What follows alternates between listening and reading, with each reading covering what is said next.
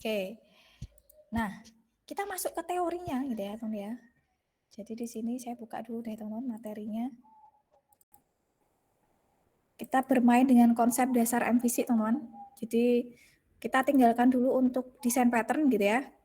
Karena desain pattern menurut saya sih ya cuman kayak gitu-gitu teman-teman. Maksudnya teman-teman nanti bisa baca sendiri gitu ya. Nah, hari ini kita bahas tentang MVC-nya dulu teman-teman. Karena framework ini juga bagian dari desain pattern. Kalau desain pattern itu maksudnya perintilannya teman-teman. Kalau framework itu sudah produk jadinya gitu ya.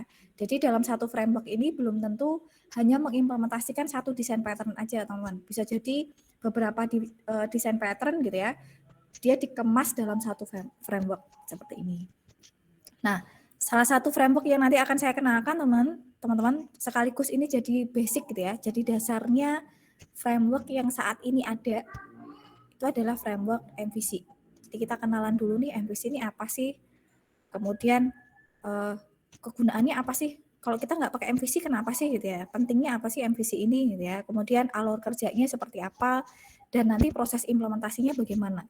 Itu akan saya jelaskan dulu teman-teman. Minggu depan baru kita coba implementasikan gitu ya. Karena tadi kita sudah setengah jalan sebenarnya. Oke, biar cepat gitu ya teman-teman ya. Kita langsung mulai aja. Jadi terkait dengan definisi MVC teman-teman, sama seperti desain pattern gitu ya. Jadi MVC ini adalah sebuah framework yang menyediakan pola arsitektur terbagi menjadi 3 komponen utama teman-teman, yaitu model, view, dan controller. Ya, nah si MVC ini teman-teman ini salah satu desain pattern yang populer juga gitu ya. Artinya dia menjadi basic untuk desain pattern yang saat ini teman-teman, yang saat ini ada gitu ya, kayak HMVC, MVVM dan lain sebagainya gitu ya. Nah, dari 3 komponen utamanya si MVC ini sesuai dengan namanya, MVC itu kan kalau kita ini kan singkatan gitu ya teman-teman ya. Kalau kita buat kepanjangannya itu ada model, view, controller. Jadi M-nya ini adalah model, V-nya ini adalah view, C-nya ini adalah controller. Nah, masing-masing kelas ini ngapain nih? Masing model itu ngapain sih? View ini ngapain sih? Controller ini ngapain sih gitu ya. Nah, contohnya di sini, teman. Kalau kita berbicara model, model itu fungsinya adalah untuk ngatur, teman. Untuk prepare, untuk manipulasi gitu ya, untuk organisasi gitu ya. Pokoknya yang kaitannya dengan data, baik itu data dengan database maupun tanpa dengan database, maka yang melakukan adalah si bagian model. Ya, jadi ngatur semuanya teman-teman. Yang manajemen data semuanya itu yang melakukan adalah si model. Kemudian view itu apa fungsinya? View itu hanya untuk menyajikan informasi aja teman-teman. Jadi untuk menampilkan informasi ke usernya. Jadi user itu bisa paham nih, oh datanya seperti ini tuh, oh maksudnya seperti ini tuh, oh informasi yang dihasilkan dari aplikasi itu seperti ini. Ya, jadi itu tugasnya view teman-teman. Makanya kalau saya kaitkan dengan dasar sekali MVC gitu ya teman-teman ya, belum ada keterkaitan dengan kelas built-in kelasnya, maka MVC view ini saya analogikan sebagai XAML-nya teman-teman. Jadi yang ada desain UI-nya. Ya. Kemudian controller teman, controller ini ngatur nih. Ketika ada request dari user, ya, artinya dari view ada request, maka dia akan mengarahkan nih model yang mana sih yang bisa digunakan untuk menghandle atau untuk menangani permintaan dari user. Ya, dia akan mengarahkan ke model gitu ya. Nanti model kan dapat responnya nih teman. Model akan ngerespon gitu ya, ada hasilnya. Nah, hasilnya nanti oleh controller akan dikembalikan ke view. Ya, jadi nanti polanya seperti itu teman-teman. Intinya ada 3 komponen utama dalam framework MVC gitu ya. Oke, kemudian sejarahnya nih teman-teman. Jadi MVC ini sebenarnya bukan tahun baru gitu ya. Seperti yang tadi saya sampaikan atau ke minggu lalu kita bahas tentang desain pattern. Desain pattern kan sudah dikenal antara tahun ini gitu ya teman ya. Tahun 77 toh diciptakan desain pattern yang pertama gitu ya teman ya untuk arsitektur bangunan ya kurang lebih sama lah teman. Ya, jadi MVC itu karena waktu itu belum banyak soft dev gitu ya teman ya. Kan komputer juga masih segede itu gitu ya. Sehingga belum terlalu banyak digunakan untuk desain pattern. Baru tahun 90 2000-an, awal 90-an lah teman-teman, pertengahan 90-an mungkin gitu ya, baru bermunculan desain pattern yang saat ini kita kenal dan banyak digunakan oleh software development gitu ya, karena dulunya software development tuh hampir tidak ada. Tuh paling perusahaan yang gede banget gitu ya, kayak sekelasnya Microsoft kayak gitu teman-teman, yang bisa mendevelop software itu. Oke, kemudian kegunaannya apa sih teman-teman? Ya karena tujuannya dari desain pattern sih teman-teman. Balik lagi gitu ya. Karena kan framework itu produk jadinya dari desain pattern. Dasarnya kan tetap dari desain pattern gitu ya teman-teman ya. Jadi tujuannya sama. Supaya ketika teman-teman menemukan masalah yang berulang, tidak perlu mendevelop lagi dari nol. Ya, jadi masalah-masalah yang berulang itu kita bisa handle dengan satu solusi, tinggal kita tambahkan nih, ada penambahan nggak sih aplikasinya gitu ya. Jadi kita nggak perlu develop lagi dari nol gitu. Nah, sama seperti yang tadi kita kerjakan teman-teman. Tadi kan kita sudah kerjakan di bagian model sama view gitu ya. Jadi misalkan nanti ada perubahan nih di bagian UI, si programmer itu nggak perlu ngotak-atik di bagian modelnya teman-teman. Nggak perlu ngotak-atik di bagian controllernya, nggak perlu. Dia cukup fokus di bagian view aja. Ya, karena ketika kita otak-atik di bagian view, itu tidak akan ada pengaruhnya dengan model dan controller, teman-teman. Sama nih, ketika kita mau nambahin fitur baru deh, misalkan gitu ya, aplikasi tadi kita simple apps MVC tadi gitu ya, saya mau nambahin misalkan aplikasi kasir misalkan teman-teman, ya, maka kita tinggal nambahin aja teman-teman. Kita tidak mengubah struktur kode untuk pengkodean yang lainnya. Jadi ya untuk yang fitur menghitung volume bangun ruang, kemudian untuk kalkulator, untuk login dan lain sebagainya, dia nggak akan terganggu teman-teman. Karena sudah ada polanya nih. Ketika kita mau menambahkan itu caranya gimana? Sudah ada polanya. Sehingga ketika ada penambahan fitur, perubahan UI dan lain sebagainya gitu ya teman ya, tidak ada pengaruhnya dengan baris kode yang sudah kita selesaikan sebelumnya. Gitu. Oke, jadi salah satu pentingnya desain pattern nih teman-teman, karena semua kelas yang terlibat di aplikasi yang kita buat itu sudah ada petanya, sudah ada role-nya lah teman-teman. Jadi kelas ini tuh fungsinya buat apa toh, kelas ini fungsinya buat apa, semuanya sudah jelas. Sudah ada fungsinya masing-masing gitu ya, enggak multitasking gitu ya teman ya. Jadi ini tuh untuk view, untuk manipulasi data, untuk ngubungin ini sama ini, enggak teman-teman. Semuanya sudah punya role masing-masing, sudah punya peran masing-masing gitu. Oke, jadi dari dua sisi ya, baik dari sisi UI maupun dari sisi data. Gitu. Itu salah satu pentingnya kenapa MVC perlu kita implementasikan ke dalam aplikasi. Nah, nanti alur kerjanya MVC ini kayak gini, teman-teman. Jadi kalau saya gambarkan nih sesuai dengan komponen utama yang ada di MVC gitu ya. Ceritanya kan MVC itu ada model, ada view, ada controller. Contohnya seperti ini gitu ya. Ini adalah 3 komponen utamanya. Model berkaitan dengan data, teman-teman, manipulasi data gitu ya. Jadi kalau kita ngomongin manipulasi data tuh contohnya gini, teman-teman. Teman-teman kan punya data mahasiswa nih. Datanya teman-teman masing-masing itu kan bisa diubah, teman-teman. Bisa ditambahkan data mahasiswa baru nih. Kalau ada penerimaan mahasiswa baru kan berarti datanya nambah nih, teman-teman. Bisa kita tambah, bisa kita ubah gitu ya. Bisa kita hapus, teman-teman. Walaupun soft delete gitu ya, bukan hard delete, teman-teman. Data mahasiswa hard delete tuh rada riskan gitu ya. Jadi walaupun misalkan pertengahan jalan, pertengahan semester pindah fakultas misalkan, atau mungkin pindah perguruan tinggi gitu ya, itu kan datanya tetap ada teman-teman.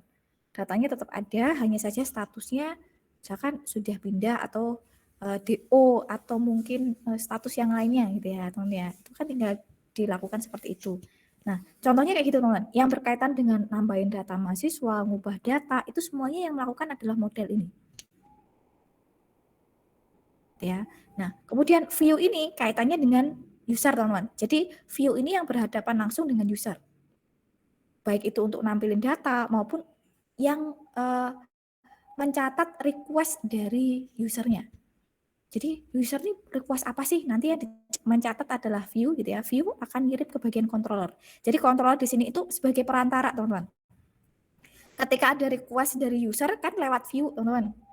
View akan akses ke dalam controller, nanti controller akan milih, teman-teman, model mana sih yang menyediakan informasi atau menyediakan respon sesuai dengan request dari view.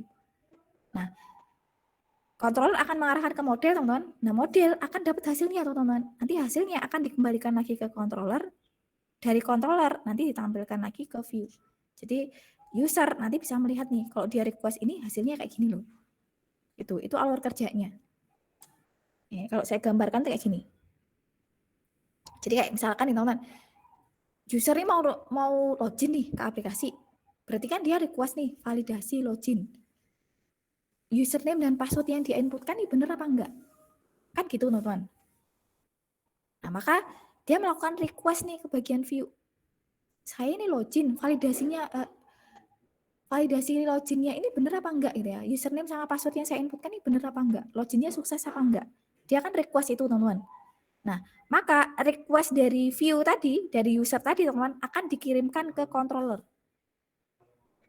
Dikirimkan ke sini. Nah, controller akan ngecek, teman-teman. Dia akan meneruskan pesannya ke model. Dia pilih nih, untuk menghandle validasi login, controller ini harus menghubungkan ke model yang mana?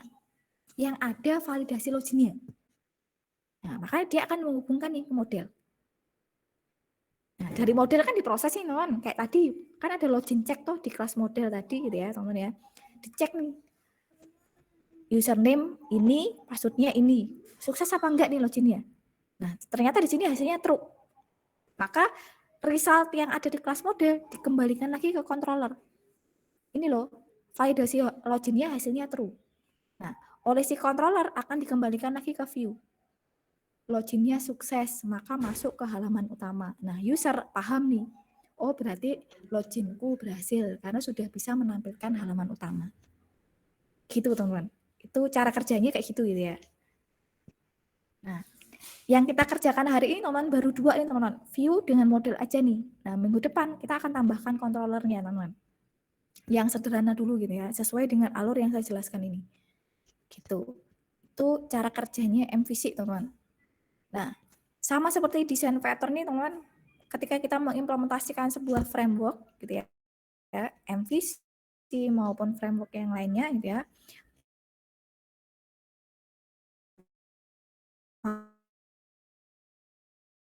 Maka manfaat lebih efisien, teman-teman. Karena tadi gitu ya, ketika kita menemukan masalah yang sama, kita nggak perlu develop lagi dari nol. Kita tinggal nambahin fiturnya aja. Atau kita ngurangi fitur sesuai dengan kebutuhan user. Ya. Kemudian karena kita tidak perlu develop dari nol, teman, maka prosesnya juga relatif lebih cepat gitu ya. Kalau kita sudah pernah menangani kasus serupa, bisa cepat banget nih, teman, prosesnya. Karena tinggal penyesuaian aja gitu ya. Kita nggak perlu develop lagi dari nol. Tapi kalau kita belum pernah menangani case yang sama gitu ya, makanya prosesnya juga sama ya, teman ya. Maksudnya nggak lebih cepat dari sebelumnya karena emang case itu kan case baru gitu ya, kasus baru. Oke, kalau pengembangannya lebih efisien, lebih cepat, teman-teman, maka dari sisi cost juga lebih efisien, lebih efektif lah gitu ya. Costnya juga nggak terlalu tinggi, teman. Kemudian yang kedua, testingnya lebih gampang, teman. Kenapa kok lebih gampang gitu ya? Karena sudah ada masing-masing kelas itu sudah ada perannya. Ketika gagal, kita tes nih, teman, aplikasi kayak login tadi nih. Login, kita masukin username, password, ya kemudian diklik button login, kok nggak muncul apa-apa ya? Maka kita tahu nih, error yang pertama yang memungkinkan terjadi error itu ada di bagian kelas model. Jadi kita bisa testing dulu di kelas model. Baru kita testing lagi keseluruhannya, teman-teman. Model view controlnya kita testing lagi. Karena yang jadi garda utamanya itu adalah kelas modelnya, teman-teman. Gitu. Kemudian error atau bug aplikasi lebih cepat ditangani gitu ya, lebih gampang juga ditangani karena itu tadi, teman-teman, masing-masing kelas punya peran masing-masing, alurnya jelas gitu ya, sehingga ketika ada error tuh kita langsung bisa menganalisa, teman-teman, errornya di bagian mana sih gitu ya. Kemudian maintenance-nya juga lebih gampang. Jadi kalau kita ngomongin framework tuh nggak ada nih, teman-teman, programmer yang nggak paham framework gitu ya. Kalau kita ngomongin real industri gitu ya, teman ya, pasti sekalipun dia belum pernah mengimplementasikan framework tersebut, tapi kan referensinya banyak gitu ya, teman ya. Dan pola kerjanya itu, teman-teman, itu pasti kayak gitu. Nggak mungkin nih si orang ini MVC ini modelnya kayak gini loh. Kemudian beda orang lagi nanti modelnya ganti lagi jadi kayak gini. Nggak mungkin, teman. Pasti alurnya sama gitu ya. Proses kerjanya sama. Walaupun cara implementasi orang itu berbeda gitu ya. Karena kan karakter coding orang tuh nggak mungkin sama teman-teman antara yang satu dengan yang lain. Pasti ada bedanya. Ya, tapi secara alurnya teman-teman pasti sama. Gitu. Itu terkait dengan framework MVC. Oke, jadi nanti ada 3 bagian utama seperti ini gitu ya teman ya. Ada model, ada view, ada controller. Jadi model nanti yang kaitannya dengan data, dengan function, atribut, variabel, behavior, function gitu ya. Yang kaitannya dengan itu teman-teman, itu akan semuanya akan disimpan di kelas model. Kemudian view ini nanti kaitannya dengan UI teman-teman, karena berhadapan langsung dengan user gitu ya. Jadi ibaratnya kelas yang ada user interface-nya, berarti kita sebut sebagai view. Ya, jadi di sini teman-teman bisa lihat nih, nggak cuma data aja yang bisa ditampilkan, tapi juga komponen yang lain, bisa gambar, bisa video, bisa diagram, gitu ya, dan lain sebagainya. Gitu. Kemudian controller nanti akan ngatur nih teman-teman. View ini request apa, diarahkan ke model mana, gitu ya. Resultnya apa, nanti ada yang kembalikan lagi ke view. Gitu. Itu framework MVC. Gitu sih. Nah ini turunannya teman-teman, turunan MVC-nya. Jadi MVC sekarang nih jadi nenek moyangnya gitu ya. Jadi dasarnya teman-teman adanya desain pattern atau framework yang sekarang kita kenal gitu ya. Nah salah satu yang paling banyak digunakan di WPF tuh MVVM. Gitu teman-teman. Nah gampang tuh ternyata MVC gitu ya. Jadi yang penting sekarang teman-teman paham dulu pola kerjanya si MVC tadi gitu ya. Nanti ketika sudah paham polanya, teman-teman implementasinya akan lebih gampang. Karena saya berusaha untuk menjelaskan semudah mungkin gitu ya, teman-teman ya. Supaya teman-teman basic MVC-nya oke gitu ya. Nanti ketika teman-teman sudah real case, sudah ngarah ke project real-nya, mau ke framework manapun, oke gitu ya. Gitu. Itu sekilas untuk MVC kan cepat kan ternyata kita kuliahnya gitu ya. Nah, kira-kira teman-teman untuk konsep MVC-nya dulu, konsep dasar MVC-nya kira-kira ada yang masih belum bisa dipahami nggak?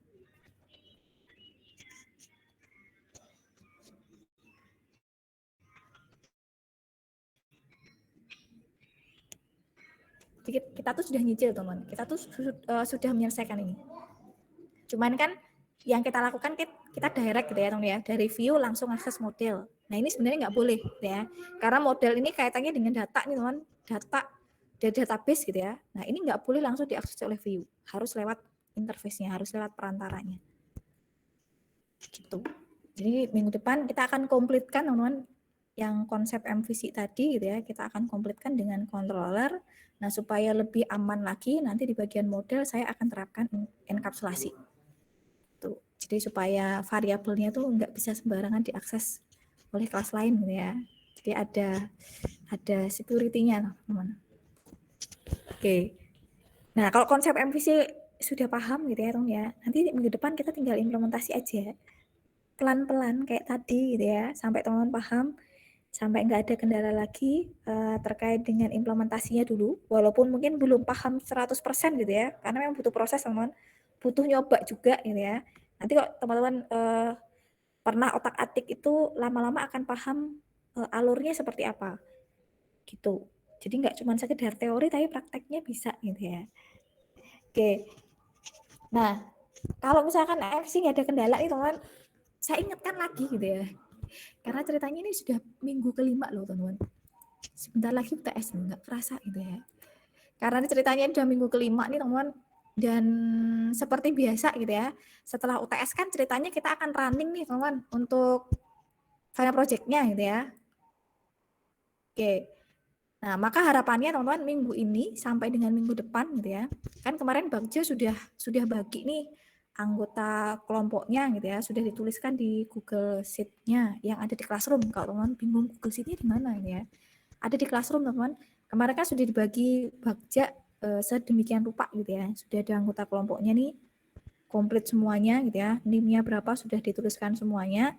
Dan nanti teman-teman silakan didiskusikan teman-teman. Masing-masing kelompok ini temanya apa nih? Ya karena ini di sini cuma baru Rakan doang gitu ya yang ada temanya nih, teman-teman yang lain belum. Jadi harapannya minggu ini temanya sudah jadi teman-teman. Kan target kita kan minggu kemarin tuh, minggu kemarin sampai maksimal minggu ini gitu ya. Jadi harapannya minggu ini teman-teman sudah menemukan tema, bebas teman-teman, temanya boleh apa? Medical boleh, government boleh, atau teman-teman kaitannya dengan akademik gitu ya, sekolah, kampus, sekolah pun macam-macam ya, TK, SD, SMP, swasta, negeri gitu ya, bebas teman-teman. Mau akademisi boleh, mau pemerintahan boleh gitu ya, atau teman-teman nyari yang lainnya. Jadi yang kira-kira nantinya bisa teman-teman kembangkan dan bisa dilanjutkan untuk skripsi. Jadi kan ceritanya ini teman, ini sharing aja gitu ya. Sekarang ini teman, kalau kita berbicara era yang sekarang itu, develop apps, develop aplikasi itu nggak cuma satu platform teman-teman. Jadi nggak mungkin nih sebuah instansi itu, hampir nggak mungkin sih, bukan nggak mungkin gitu ya, hampir nggak mungkin teman-teman sebuah instansi itu hanya mendevelop satu platform apps. Dia pasti punya beberapa platform. Misalkan deh, sampel aja deh teman-teman. Rumah sakit deh sekarang teman-teman, karena corona gitu ya. Kan improve yang paling gede kan medical nih teman-teman untuk saat ini yang lagi booming gitu ya. Kita ngomongin rumah sakit deh teman-teman. Rumah sakit nggak usah rumah sakit gede deh, rumah sakit yang kecil-kecil gitu ya teman ya. Kalau dulu kan mereka ada aplikasi, tapi kan yang bisa mengakses hanya dirinya sendiri teman-teman. Hanya si petugas-petugas yang ada di rumah sakit. Nah, karena corona gitu ya teman ya, untuk hindarin kerumunan supaya orang juga aksesnya lebih gampang nyari informasi apa gitu ya, atau misalkan mau reservasi eh, kunjungan ke poli mana dan lain sebagainya gitu ya, akhirnya yang mungkin sebelumnya versi desktop gitu ya, desktop base teman-teman, yang cuman bisa diakses di kantornya aja, di rumah sakit itu aja, akhirnya mereka mulai membuat yang berbasis web. Jadi supaya nanti orang-orang tuh bisa nih akses webnya gitu ya, untuk melakukan reservasi, untuk nyari info di rumah sakit itu ada poli apa aja, fasilitasnya apa aja, nyari jadwal dokter dan lain sebagainya. Nah, kemudian nggak cuman dari sisi platform web teman-teman, mereka juga punya platform mobile. Ya, jadi selain dia bisa melakukan booking via web gitu ya, dia juga bisa melakukan booking untuk kunjungan via mobile. Ya, jadi dia tinggal masuk aja gitu ya, login menggunakan nomor rekam medisnya masing-masing gitu ya. Di rumah sakit itu kan sudah terdaftar tuh teman. Tinggal masukin nomor rekam medisnya, nanti tinggal pilih nih polinya poli mana, hari apa, dokternya siapa dan lain sebagainya gitu ya. Nah, nanti ketika dia tiba di nyampe di rumah sakitnya, tinggal scan aja, scan barcode atau QR code yang tersedia di reservasi gitu ya. Biasanya kan kok sekarang kan sudah sangat mengurangi kontak orang dengan orang nih teman. Biasanya di rumah sakit tuh disediain satu layar gede gitu ya teman ya, atau satu APM lah teman-teman, anjungan pendaftaran mandiri lah ibaratnya kayak gitu. Jadi nanti kita tinggal check in aja di sana gitu. Jadi contohnya kayak gitu teman. Makanya perusahaan yang sekarang itu rata-rata sudah multi platform. Nah, nantinya teman-teman kan juga diarahkan untuk multi platform nih. Artinya gini, di semester ini teman-teman kan dapat desktop base. Di semester depan teman-teman dapat web base. Kemudian semester depannya lagi teman-teman dapat mobile base.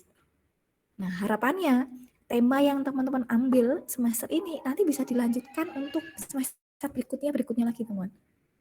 Ya, jadi sekarang desktop nih, cari tema apa yang kira-kira bisa dihandle sama desktop, web, sama mobile. Nah, nanti semester depan teman-teman nggak perlu ganti tema, cukup ngelanjutin aja. Versi desktopnya kayak gini, versi webnya nanti gimana nih? Fiturnya sama atau beda gitu ya teman-teman ya. Tinggal disesuaikan aja. Tinggal kita melihat nih, si desktopnya ini untuk siapa nih nanti nih. Yang mengakses siapa gitu ya. Nah, maka kita sesuaikan fiturnya. Nah, kemudian semester depannya lagi teman-teman dapat mobile. Ya tinggal develop sistemnya sama, temanya sama teman-teman. Di develop untuk yang versi mobile.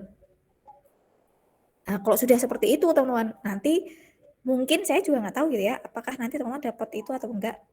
Ada yang namanya konsep uh, arsitektur client server teman-teman. Jadi REST API. Nah, ketika teman-teman sudah paham nih implementasi sebuah aplikasi, platform web, desktop ataupun mobile gitu ya. Nanti teman-teman bikin arsitekturnya menjadi client server, teman-teman pakai REST API gitu ya. Nanti satu function bisa dipakai oleh semua platform. Teman-teman bikin function yang misalkan untuk menampilkan data mahasiswa. Kemudian versi mobile butuh menampilkan data mahasiswa, tinggal dipanggil aja. Yang web butuh menampilkan data mahasiswa, tinggal panggil. Desktop juga sama, butuh nih untuk menampilkan data mahasiswa, ya udah tinggal panggil aja. Kita nggak perlu deklarasi function untuk menampilkan data mahasiswa di masing-masing platformnya. Itu nanti lebih powerful, teman-teman. Gitu. Itu kalau misalkan sharing gitu ya, teman ya, supaya minggu semester depan tuh kan barangkali bisa dijual gitu ya, teman ya, bisa ditawarkan ke objek realnya atau nanti bisa jadi bahan skripsinya. Kan lumayan ya, nyicil teman, nyicil untuk bikin skripsi loh, walaupun masih lama banget ya skripsi, masih 3 semester lagi teman. Tapi kan paling enggak nanti teman-teman sudah punya produk jadi gitu ya. Misalkan pun ada penambahan tuh penambahannya nggak signifikan gitu loh teman, paling cuman 20-30% aja gitu ya. Sisanya kan sudah teman-teman selesaikan di semester sebelumnya. Gitu. Itu triknya gitu ya. Ini kayak punya Rakan nih, karena single factor toh Rakan di sini gitu ya. Nanti dengan tema yang sama dibikin versi webnya. Iya, saya rencana begitu Bu sudah. Nah, dia merencanakan gitu ya. Jadi saya ambil temanya itu. Nah, benar. Jadi kan nanti lebih luas lagi tuh desktopnya misalkan untuk staffnya gitu ya, staff yang kantor di sini. Nanti webnya untuk ini apa? Tambak atau untuk petaninya. Jadi dia nggak perlu install. Atau versi mobilenya untuk petani tambaknya. Kan gitu ya. Kalau saya sih gini Bu, yang desktop ini Gimana istilahnya Rakan? saya sudah bikin webnya. Heeh. Saya sudah bikin webnya duluan. Nah itu yang desktopnya ini hanya kayak untuk versi yang lebih simpelnya aja gitu. Jadi Oh, enggak serumit webnya. Kalau saya gitu aja. Oke, boleh. Kan nanti tinggal sesuaikan aja ya Rakan ya, berarti Iya. fitur-fiturnya. Oke, nanti bisa dibuat mobilnya juga nih. Iya. Nah, kalau sudah jadi nanti bisa dibikin arsitektur client server pakai REST API itu. Nanti fungsinya jauh lebih sedikit, lebih clean code lagi teman. Iya. Tapi kalau saya kayaknya agak males Bu, kalau memisahkan jadi front end sendiri, back end sendiri itu agak males kan. Karena Itu kan yang kerja 2 kali lah. Oh, benar. Kecuali developnya dari awal. Ya. Developnya dari awal udah jadi kayak gitu. Kalau ini kan kebetulan saya pakai Laravel, nggak usah misah-misah. Cepat jadinya. Kalau saya Laravel belum pernah coba sih. Cobanya baru CI 3. Baru CI aja, teman. Kalau Laravel saya belum pernah tahu, sudah baca gitu ya. Cara kerjanya gini, tapi belum implementasi sama sekali. Karena jarang mainan web sih, teman-teman. Rata-rata di desktop sama mobile sih yang rame gitu ya. Kalau desktop nih udah rada sepi, teman, karena maintenance-nya susah gitu ya. Maintenance-nya mahal kalau desktop. Oke, jadi nanti teman-teman gitu ya, silahkan nanti didiskusikan dengan anggota kelompoknya masing-masing. Ini 5 orang loh teman-teman. Dipilih nih yang jadi tim leader siapa gitu ya. Yang kira-kira wajahnya meyakinkan jadi tim leader siapa, pilih. Terus nanti yang jadi front end siapa, yang kira-kira desainnya lumayan lah gitu ya. Yang jadi front end siapa. Yang database, yang kira-kira database rada-rada mudeng siapa gitu ya. Karena semuanya kan baru nih buat teman-teman gitu ya. Kalau sampai level yang expert teman-teman sampai paham banget kan belum nih teman-teman. Karena masih proses belajar gitu ya. Ya wajar karena menganalisa data itu juga butuh jam terbang juga teman-teman. Sampai nanti jadi efisien tuh butuh proses gitu ya. Yang penting kan teman-teman teorinya sudah dapat gitu ya. Tinggal nanti coba-coba untuk menganalisa datanya. Sambil jalan nanti teman-teman akan dapat pengalamannya. Kemudian 2 orang nanti kita posisikan sebagai programmernya teman-teman. Karena kan kalau 1 orang terlalu berat gitu ya, apalagi kalau fiturnya cukup banyak gitu ya, maka nanti kita buat 2 orang. Nah teman-teman nanti bisa share pakai GitHub itu loh teman-teman. Jadi kan kalau misalkan ada yang update kan tinggal di push aja. Nanti yang lainnya tinggal nge-pull gitu ya, langsung dapat nih updatean barunya apa, kan kayak gitu tuh. Pakai GitHub bisa kayak gitu teman-teman. Jadi enggak maksudnya tidak satu titik gitu loh teman, tidak tertumpu dalam 1 orang gitu ya, semuanya ngerjain orang itu gitu ya, yang lainnya sama kan kerja sama, yang satu kerja yang lain sama gitu ya. Kan nggak kayak gitu nih teman-teman. Jadi semuanya bisa kontribusi ini ya. Tuh. Kalau mau yang lebih efisien lagi gitu ya, misalkan database-nya mau online. Kan sekarang cloud database tuh banyak gitu ya teman ya. Kalau SQL Server sih ada Azure, cuman Azure mahal banget ya. Nah teman-teman bisa pilih cloud yang lain lah, yang free gitu ya, yang gratis itu kayaknya banyak nih teman. Kalau misalkan nggak mau pakai SQL Server gitu ya, atau kalau misalkan terpaksanya pakai SQL Server, ya masing-masing orang install dulu database-nya, disetting dulu database-nya, table-tablenya, datanya gitu ya. Nah nanti develop apps-nya baru kita bisa letakkan di GitHub. Nah siapapun yang ngerjakan nanti tinggal di push aja teman-teman, yang lain tinggal nge-pull gitu. Jadi bisa bisa dikerjakan banyak orang gitu ya, sambil nanti didiskusikan nih teman-teman temanya mau apa gitu ya, karena aplikasi banyak banget teman-teman. Kalau yang ada di sekitar teman-teman tuh kan banyak tuh, misalkan ada restoran, ada laundry, ada supermarket gitu ya teman-teman ya. Supermarket pun tuh aplikasinya banyak loh teman-teman. Jangan dikira supermarket tuh cuman ya sudah untuk transaksi jual beli, enggak. Itu ada manajemen gudangnya. Manajemen gudang itu juga ada aturannya gitu ya teman ya. Yang diterapkan nih apa nih? FIFO, LIFO, LILO, first in first out, atau last in first out, atau last in last out gitu ya. Nah itu mana yang mau diterapkan gitu ya. Itu ada manajemen gudangnya teman-teman.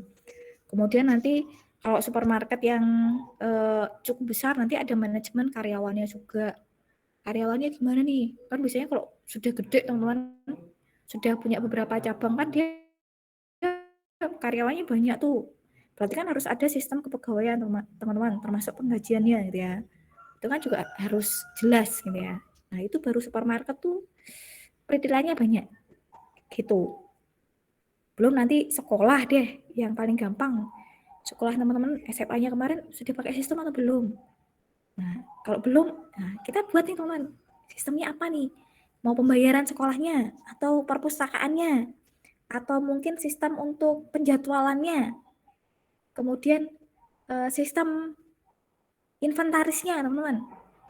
Kan sekolah itu punya inventaris tuh, ada bangku, meja, papan tulis gitu ya. Kalau ada di kelas masing-masing ada komputernya, komputer gitu ya, dan lain sebagainya, itu kan termasuk inventaris teman-teman. Kemudian ada kepegawaiannya juga, kalau yang swasta, kalau yang negeri berarti nggak usah gitu ya, karena sudah diurusin sama pemerintah gitu ya. Kalau swasta kan ada sistem kepegawaiannya teman-teman, karena ada mekanisme penggajian untuk masing-masing pegawainya gitu ya. Kemudian ada sistem untuk penerimaan siswa baru nih, tapi jatuhnya lebih ke decision support system gitu ya teman ya, bukan sistem, bukan SIM maksudnya, karena ada metode dan ada kategori yang harus kita implementasikan. Saya nggak tahu nih materi itu teman-teman dapat apa enggak gitu ya. Jadi dia bukan SIM tapi masuknya ke sistem mendukung keputusan. Itu kalau yang sekolah teman-teman dan lain sebagainya, karena banyak banget teman-teman. Ada rapot gitu ya, ada sistem apa lagi ya, ada BK nih, barangkali yang kemarin sering pelanggaran gitu ya. Jadi bisa bikin sistemnya sama gitu ya untuk BK nih, jadi nanti kalau misalkan ada pelanggaran dicatat gitu ya, poinnya sudah berapa ya, dan lain sebagainya. Kemudian ada apa lagi yang di sekitar kita ya, distro deh teman, barangkali berencana mau buka bisnis gitu ya, distro itu kan juga sama teman, ada point of sale-nya, ada manajemen gudangnya gitu ya, ada kepegawaiannya juga gitu ya, kalau misalkan size-nya sudah, distronya udah lumayan besar gitu ya. Kemudian ada klinik, ada puskesmas yang kaitannya dengan medical gitu ya. Kalau rumah sakit mungkin gedean teman-teman, ya sudah